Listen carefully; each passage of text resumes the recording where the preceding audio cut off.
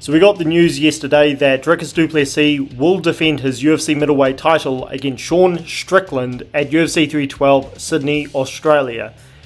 I'm going to get into Strickland in a second, that's the main topic of this video, but I want to talk about how we've got Tatiana Suarez finally fighting for a UFC title where it's questionable whether she deserved it or not against Zhang Weili, but we've been talking about her fighting for the belt literally for almost half a decade, so feels like it's been forever. This is a pretty intriguing female title fight. I didn't think I would normally say that, but there's a first time for everything. But the rest of this card, it's not looking too stacked. It's a good card for Australia, you know, with Sal Kild and Stuart Nicol and Jimmy Crew coming back, but you know, he right now doesn't look like he's going to go anywhere, so people saying that this card looks on par with, Alexander Volkanovski against Ilia Topuria, which is what we had February this year. I'm just going to say, hold your horses. It does look like it could be a very good card, but let's not beat around the bush. 311 is far more stacked than this. So this card looks okay, but again, I want to hold my horses a bit on how this card will turn out. But getting on to Sean Strickland, he's been going back and forth with Khamzat Chimaev, as you would expect. I mean, Chimaev posted this to his social media, which I thought was a pretty good call out of Sean Strickland. And Strickland has been replying with tweets such as this, mocking his name, talking about how he's a crypto scammer, and it's just typical Sean Strickland behavior here, where he goes in on his relationship with Kadyrov, talking about his scams, etc. And you know, Sean Strickland is having all kinds of fun on social media.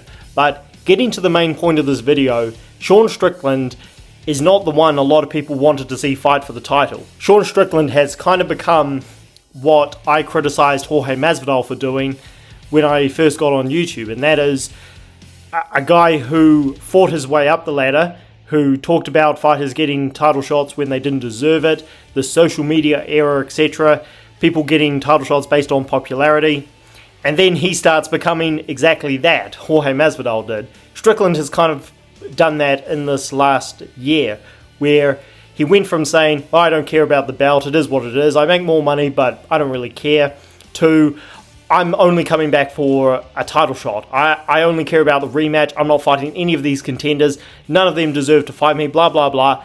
And everybody is like, hang on, you said you didn't care about the title shot. Why is the belt all of a sudden very important? And he fights Paulo Costa. Okay, that fight was pretty awful to watch, but he won. And then he said, I'm not fighting Robert Whittaker. So Whittaker goes and fights, who has actually been active this year. He goes and fights Chimaev, loses, and now a lot of people were calling for Chimaev to get the next title shot, and they're saying to Sean Strickland, well, you had your chance, but your decision to not be active, it is what it is. Like, you can't really get upset when there was nothing in writing saying you deserve the title shot. Like, you're saying you deserve. I mean, I feel like playing the clip of Dana White saying, you don't deserve anything. And I've said this about fighters in the past, not just Jorge Masvidal, but lots of fighters who are big fan favorites have acted like this, saying, I deserve this, I deserve that, when the reality is they don't really deserve anything based on what is on paper. So, yeah, Sean Strickland, he's turned a lot of people off, the way he's acted this year, the way he's gone on and on about how I'm going to fight Dricus again, no ifs, ands, buts about it, but I'm not going to Australia. They don't like me because I'm conservative. 2, I'm not going to fight anybody else. I don't have to earn my shot. I already beat Dricus. The world saw it, etc., etc. And as Dricus has gone out and outclassed Israel Adesanya more decisively than Strickland did, people have kind of turned their backs on Strickland a little bit. They've changed their opinion and they've said, well, yeah, I thought you won that fight. It was close, but it's not the worst robbery in the world, and you could have done a lot more in that fight. And that's getting to the second point, which is Sean Strickland.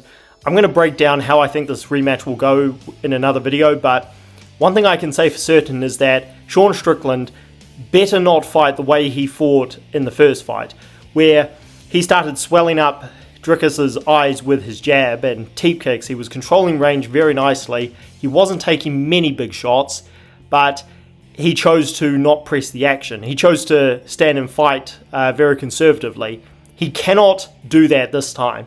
If he wants to remain in good graces with the fans, he better go out there and fight his you-know-what off. He talks a lot about how he's willing to go out on his shield, how he's going to go till the very end, etc., etc. And I can't always blame him for not doing that, because at the end of the day, if guys like Paulo Costa are just going to go on the retreat the entire time, what can you do? Strickland can't afford to go in there running at him recklessly. Like, that's obviously not a good thing to do, and his performance against Israel Adesanya was more exciting than a lot of Adesanya's fights. So I don't always blame Strickland for having these boring fights, but at some point, especially when you could have done more, which is what happened against Dricus du Plessis, you do need to go out there and push the action more. And Dricus was the one who really willed himself to victory. Whether you scored it for him or not, he did go out there and gave it everything he had, whereas Sean Strickland could have done more. And the way he responded afterwards, again, has been very disappointing as a Sean Strickland fan. So, regardless of how you scored that first fight, regardless of whether you think Strickland deserves it, now, the fact remains the same. He cannot afford to go out and fight defensively like he did the first time. He better go for it. And will he? Will he win? Will Dricus du Plessis be more prepared than he was the first time? We'll wait and see, but yeah, Strickland, whether he deserves this title shot or not, is kind of irrelevant to me. It's not the most undeserving shot of all time. He deserves it more than Israel Adesanya deserved his last title shot. So, again, I've seen worse title shots. We just saw Stipe Miocic get a title shot against John Jones after sitting out for 3 years. So, yeah, we've seen worse, but the fan base already is not in favour of him getting a shot, and that's down to how he's handled himself. So I feel that his reputation, whether he wants to admit it or not, is kind of on the line here.